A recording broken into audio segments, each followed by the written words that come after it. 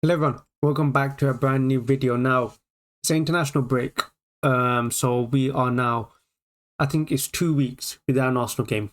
So 2 weeks without Arsenal, and honestly I think it's good for our mental health. Honestly, I think this season has been such a terrible season so far, and honestly I think every break that we get, international break, whether it's just Arsenal not playing, I think we deserve it, honestly, and I think it gives everyone a chance not to have the weekend ruined. But of course, with international break, we have to still talk about Arsenal. Okay, there's still a few things I wanted to make a video on just once international break wraps up and everything.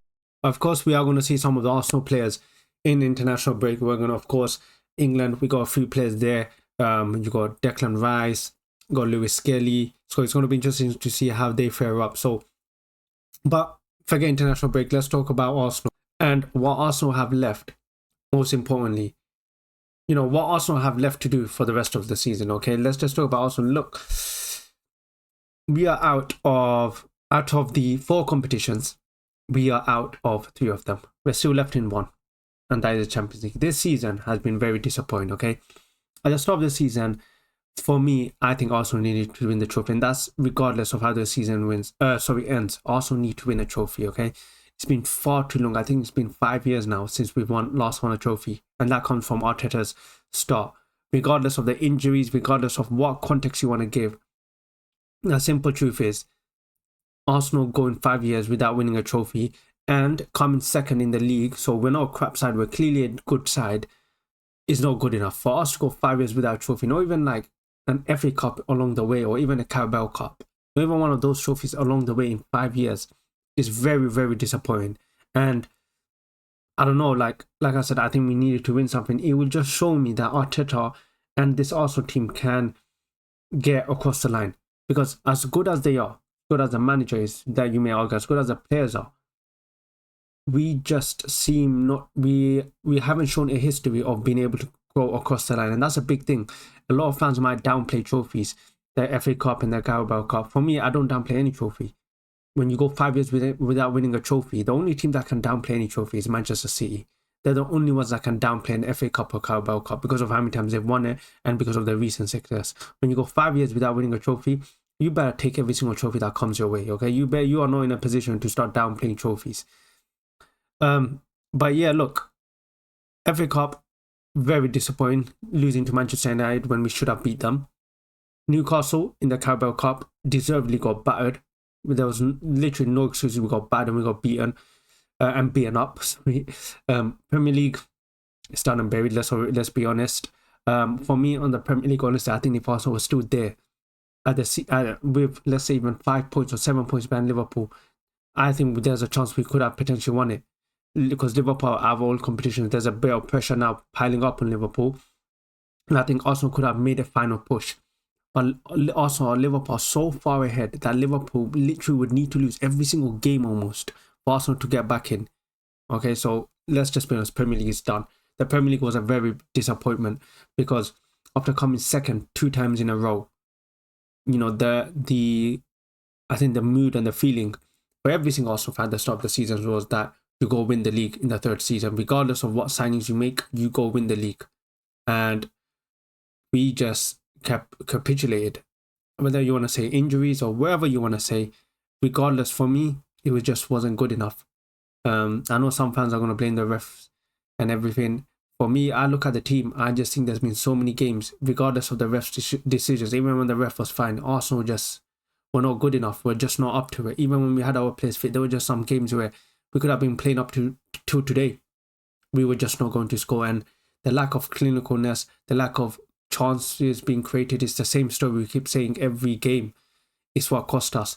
But there is one competition we're still in, and that is the Champions League. And that is the last competition I thought Arsenal were going to be in. The Champions League, to be honest, is a competition, I've always said, is a competition where heritage, everything comes into effect. Regardless of how good you are in the league, Champions League will really test you.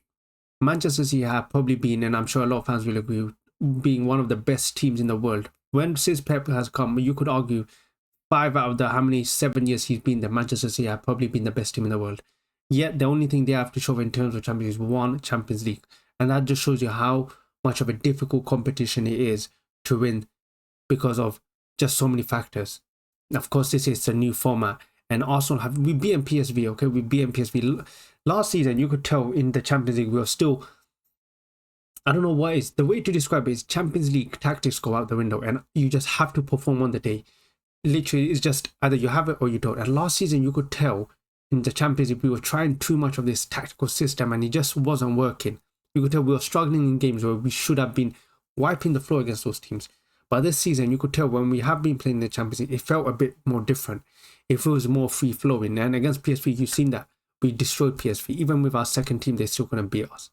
And that was a game I actually thought we were going to struggle. But we ended the first leg. We ended the game in the first leg, which is very, very not usual for Arsenal. Normally, we're always taking the second leg. It's been a very long time since it's been where we ended the game in the first leg. And we destroyed them. We honestly destroyed them. And of course, we get Real Madrid. We had to get Real Madrid. If you want to talk about Champions League heritage, watch Real Madrid. That is the team. For me, if Arsenal beat Real Madrid, which is a very, very big task, probably their biggest task, you are now probably favourites to win the Champions League. For me, any team that beats Real Madrid, you automatically become favourites, because as long as Real Madrid are in that competition, they will always remain favourites. And that is also a big task. Can we beat Real Madrid? Very big challenge. I think first leg we play home, and second leg we play away. And the number one thing against Real Madrid, that Arsenal just cannot concede. Because if Arsenal concede, if Real Madrid score first, at the Emirates especially, it's going to be a long day. That game is going to be such a difficult game. But there are just so many things leading up to the game where I feel like it could help us. The number one thing is players. We need our players to be in form, and we need big players to come back. The number one is Bukayo Saka. Now, I don't know how he's looking. I don't know if he's going to be fit for the first leg or the second leg. The reports are looking like he's going to be fit for the second leg. I'm not sure if he will be fit for the first leg, and that is such a big drop-off because Saka is one of the best players. He's our best players, okay? And without having Saka, it just feels like we don't have... Our front three is so... I don't even know what to say. Like, our front three is so... When I was watching against Chelsea, our front three was so terrible. The front four was so terrible. Odegaard, Marino, Trossard, Martinelli, it was so bad to watch. You play like that against Real Madrid, you may get a few chances. But the issue is if Madrid sit deep, which they have shown they do sometimes in games when they are against it, they will sit deep. We will struggle because the way we have been playing this season in attacking wise just hasn't been good. And without Saka, we have no one to create magic. And like I said, that's the only way to win the Champions League is about producing moments of magic. Real Madrid, you watch them, yeah? Their top players don't play well for 90 minutes, but the likes of Vinicius, Mbappe, Jude Bellingham, Rodrigo, look at the names I'm mentioning. These players can turn up in a moment and win the game. And that's what Arsenal lack. And the way we need to counter it is by when we do get those free chances, we need to be clinical and we cannot concede. Our strong point is defence. So we need to be strong defensively, and that's the only way if Arsenal are to win the game. That's the only way we're going to win. We have to stay strong defensively and take our chances when we do get them. But the issue is we're not clinical. And Real Madrid are clinical. So it's going to be a very, very interesting game. You got one team that's very good defensively, but one team that's so clinical. One team who's okay defensively, but Arsenal very poor right now in attacking. So it's going to be a very difficult game. But all I know is I want the players to go there and win.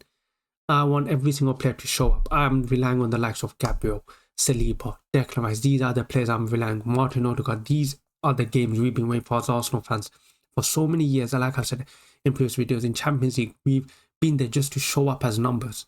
But finally, we are up there because we deserve to be there because we're a good team. And that's why for me, I'm actually happy to be playing Real Madrid. I want to see where this Arsenal team fares against the best team in the world. So it's going to be a very interesting game. Like I said, we're not in many competitions left. Let's hope we can go as far as we can in the Champions League. It's no easy task, but this is part of being in the Champions League. You face the best teams. You see where you stand. You see where you square up. So yeah, that's just my thoughts. Just a quick little ramble. Let me know in the comments what you think. Hit the like button, subscribe, and I'll catch you guys in the next video.